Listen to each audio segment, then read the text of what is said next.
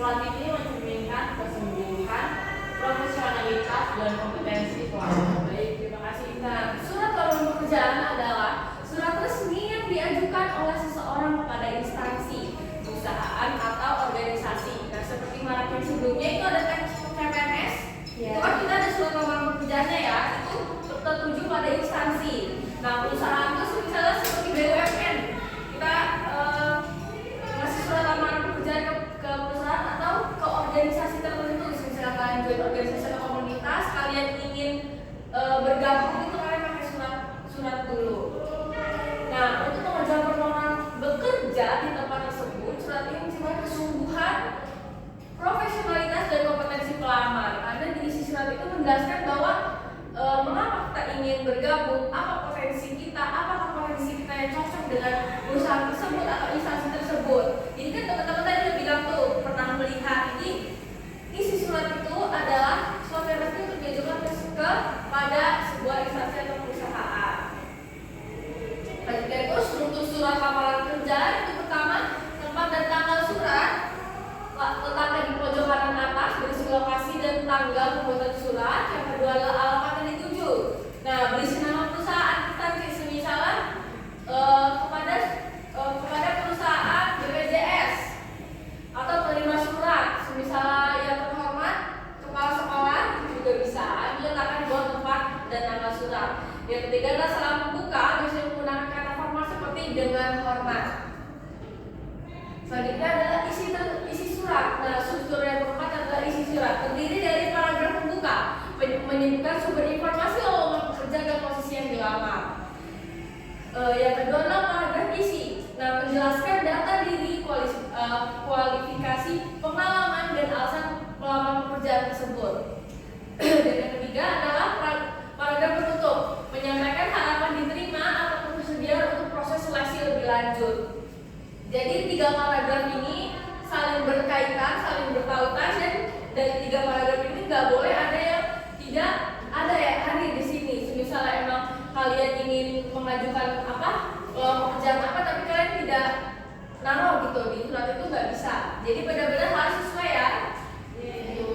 Selanjutnya adalah lampiran dokumen, menyebutkan dokumen yang dilampirkan seperti CV, fotokopi ijazah, pas foto. Misalnya kalian itu kan kelas 10 pasti di kelas 10 ini kalian pasti ada prestasi, ya kan? Misalnya seperti sirah kemarin lomba cerpen menang, ya itu bisa masuk CV.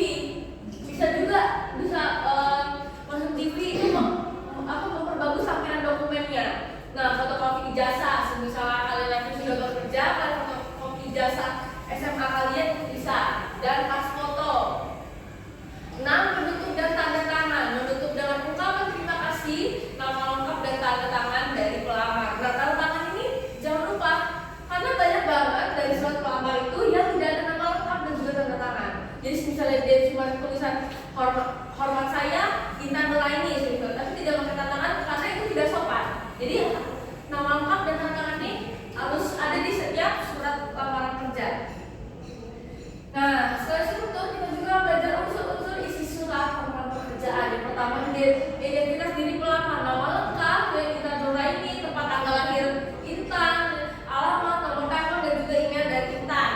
Nomor 2, informasi lowongan, sumber informasi lowongan pekerjaan dari media cetak, online, atau referensi langsung, itu Intan jelaskan. Yang ketiga adalah kualifikasi dan kompetensi, pendidikan terakhir. Jadi misalnya Intan pendidikan terakhir SMA atau S1 boleh dicantumkan. Pengalaman pekerja, misalnya Intan pernah magang atau misalnya Intan pernah bekerja paruh waktu, itu boleh ditaruh. Dan pertanyaan relevan, misalnya Intan bisa mendesain, Intan misalnya bisa kayak anak teknik yang otak-atik juga bisa. Itu masukkan keterampilan relevan, tapi sesuai dengan lowongan tertuju. Misalnya keterampilan itu tidak pas, itu tidak perlu dimasukkan ke surat lamaran kerja. Yang 4 adalah alasan pelamar, motivasi pelamar untuk bekerja di perusahaan tersebut. Terus harapan pelamar, permohonan untuk proses wawancara seleksi dalam surat pendukung dokumen yang memperkuat aplikasi pelamar, semisal lampiran yang pernah diikuti oleh Intan ataupun ini yang mendukung dari lowongan tersebut. Nah, setiap lampiran itu harus mendukung sesuai dengan apa yang dituju ya, tidak bisa misalnya tertuju untuk BUMN atau kayak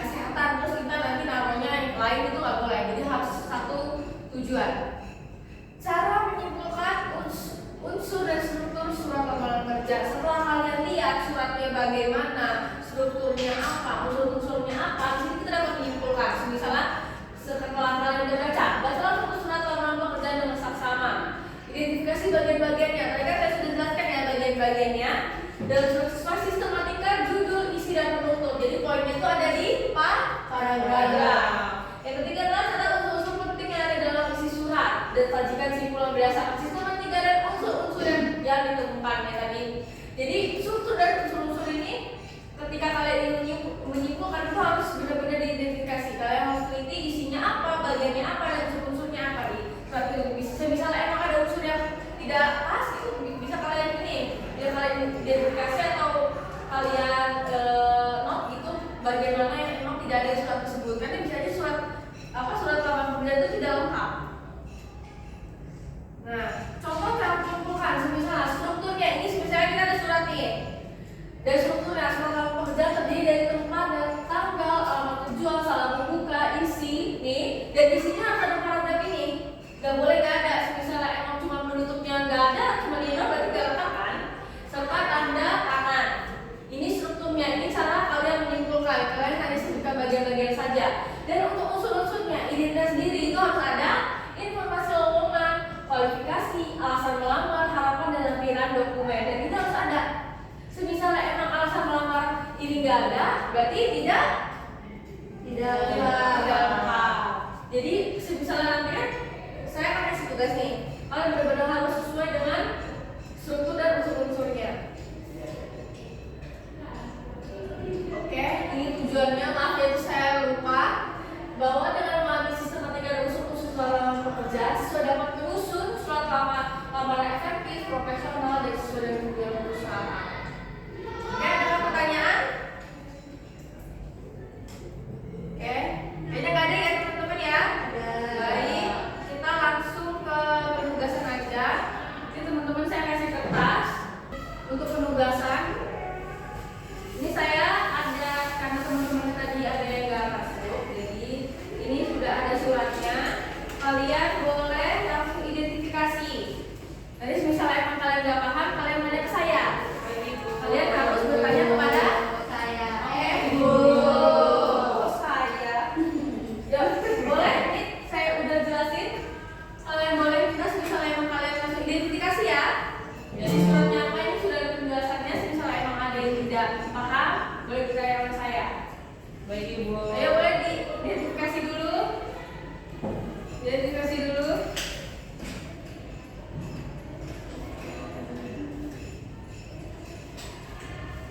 Bu, kalau untuk salah pembuka itu bagaimana ya Ibu?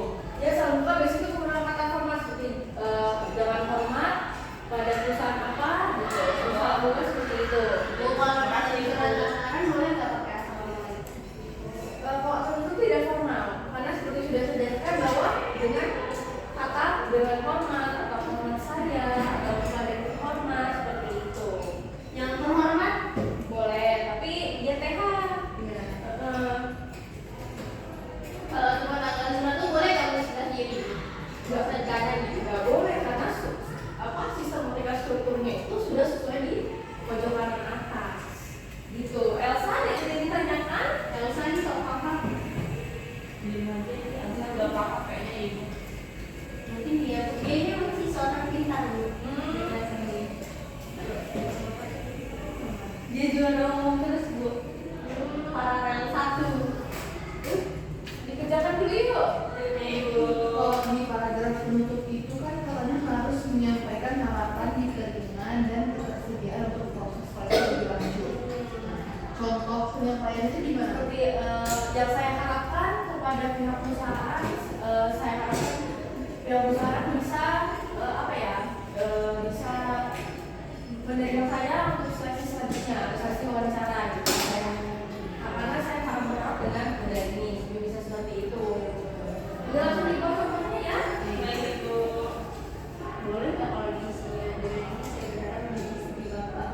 Nggak boleh. Aduh, dia punya istri. Ya, bebas, bebas. Boleh sih, boleh sih. Ayo, apabila yuk kita ada waktu 2 menit lagi untuk ini.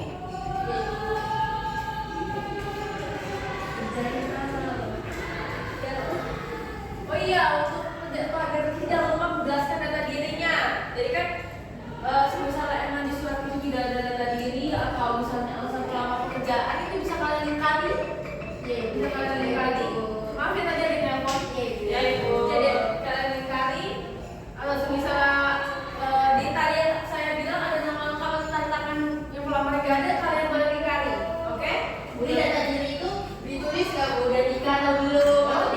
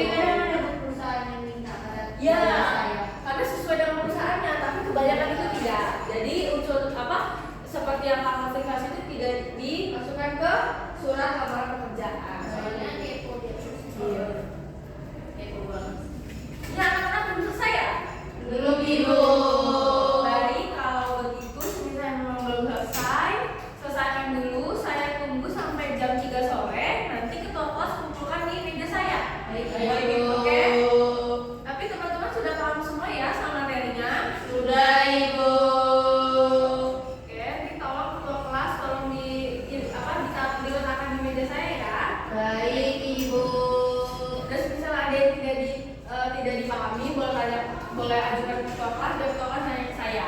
Baik, Bu. oke.